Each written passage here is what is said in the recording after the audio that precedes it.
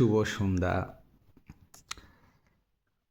আর একটা ভিডিও নিয়ে আপনাদের সামনে আসলাম আমি।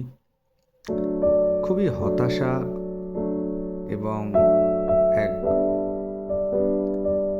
বাস্তবতার যে নির্মম সত্য তার একটি উদাহরণ হিসাবে আজ আমি একটি বিষয় শেয়ার করছি। একটি স্কুলে দেখলাম, হাই স্কুলে একটি আংশিক শিক্ষকের বিজ্ঞাপন দেয়া হয়েছে। তাতে বলা হচ্ছে ন্যূনতম যোগ্যতা MA BEd আর পারিশ্রমিক হিসেবে টিফিনের খরচা 3,000 টাকা। খুবই বেদনাদায় এবং মর্মাহত। বর্তমান সমাজ কোন জায়গায় চলে গেছে।